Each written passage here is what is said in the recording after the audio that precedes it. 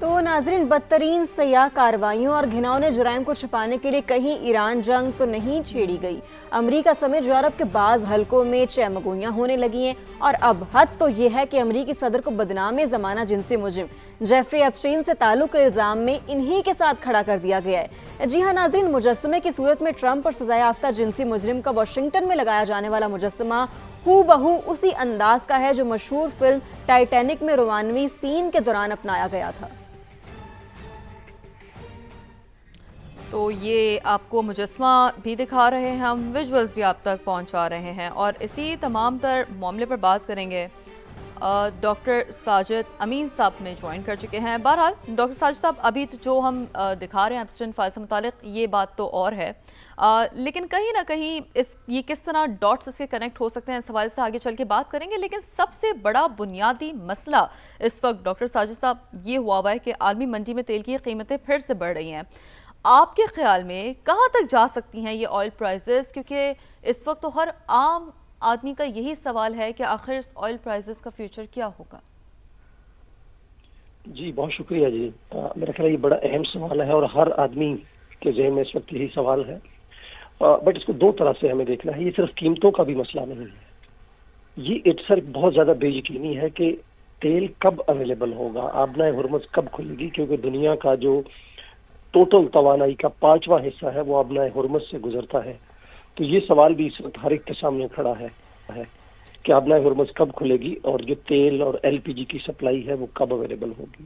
تو ایک تو پہلا بڑا سوال یہ ہے۔ جو دوسرا ہے کہ قیمتیں کہاں تک جا سکتی ہیں۔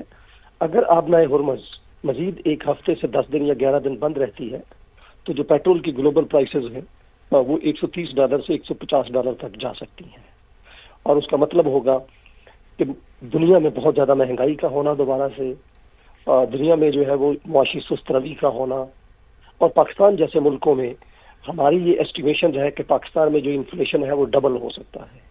وہ پہلے اندازہ تھا کہ 5 سے 7% کے درمیان رہے گا ایوریج اس سال میں، وہ 11 سے 13% کے قریب ہو سکتا ہے۔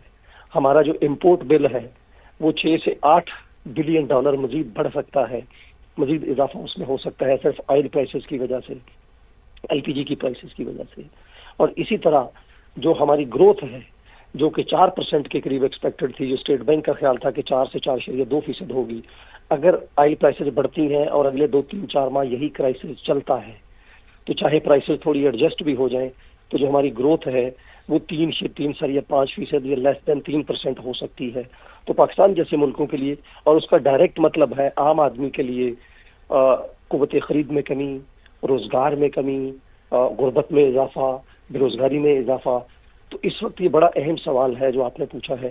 تو ایک رف سا آئیڈیا ہے کہ جو پرائسز ہیں وہ اگلے 2 سے 3 ہفتے اگر یہی صورتحال رہتی ہے تو وہ $130 پر بیرل سے لے کے $150 پر بیرل تک جو ہے وہ جا سکتی ہے، اور پاکستان جیسے ملکوں کے لیے بہت مشکل ہوگا گورنمنٹس کے لیے اس پورے اس کو اپنے خود پہ لینا۔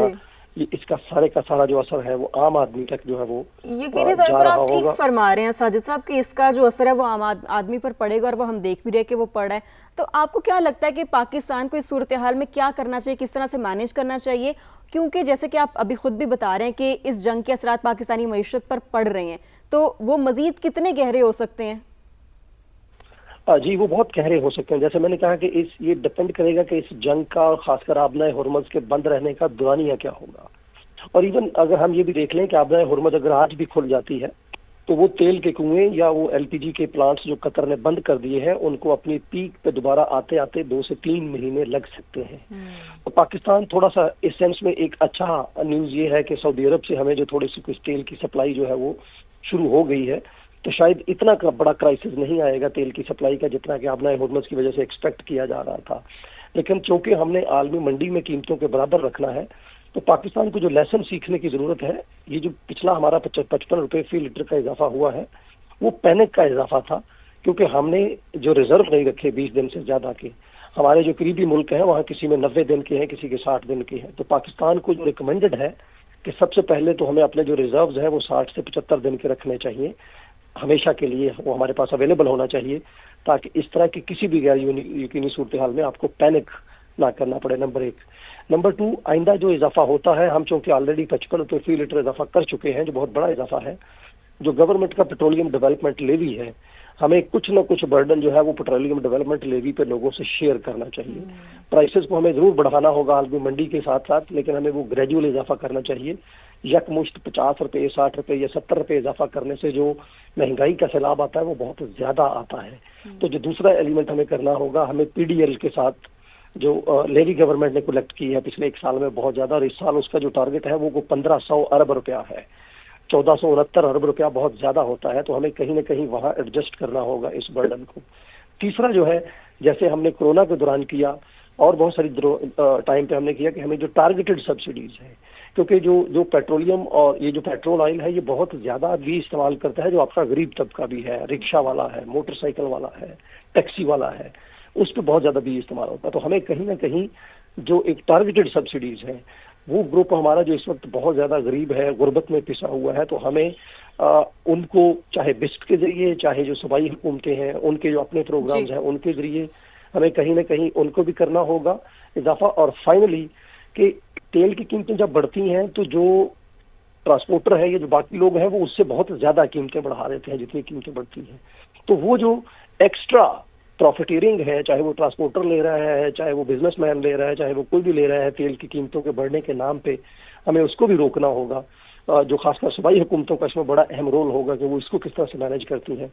तो हमें 4 से 5 और फाइनली कि जो पेट्रोल की कंजम्पशन है हमें उसको कम से कम करना होगा जब तक हमारी सप्लाई इंश्योर नहीं हो जाती। और उसके लिए गवर्नमेंट ने जो ऑलरेडी इकदाम लिए हैं उन पे हमें भरपूर अमल करना होगा, वर्क फ्रॉम होम और बाकी चीजों का, बांग्लादेश और बाकी मुल्क। ये बड़ी अहम तजावीज़ है डॉक्टर साजिद अमीन साहब, बहुत शुक्रिया आपने समा को वक्त दिया।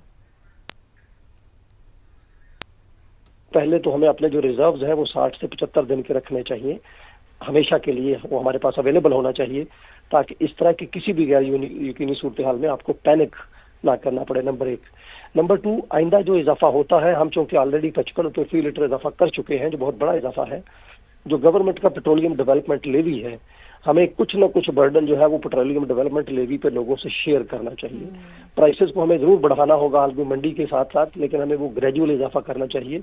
यकमुश्त 50 रुपए, 60 रुपए या 70 रुपए इजाफा करने से जो महंगाई का सैलाब आता है वो बहुत ज्यादा आता है।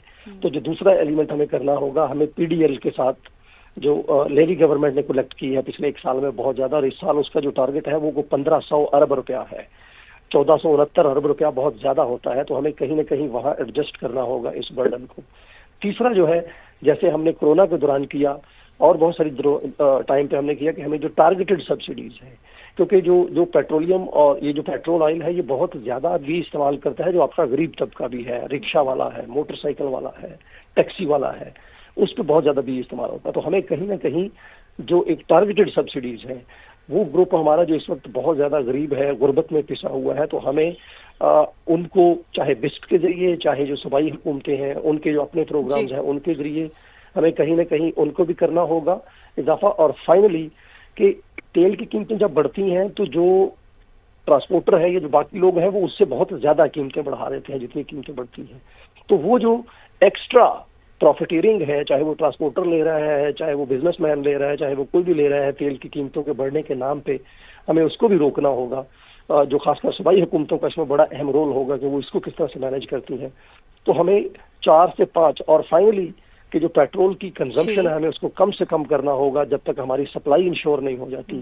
और उसके लिए गवर्नमेंट ने जो ऑलरेडी इकदाम लिए हैं उन पे हमें भरपूर अमल करना होगा, वर्क फ्रॉम होम और बाकी चीजों का, बांग्लादेश और बाकी मुल्क। ये बड़ी अहम तजावीज़ है डॉक्टर साजिद अमीन साहब, बहुत शुक्रिया आपने समा को वक्त दिया।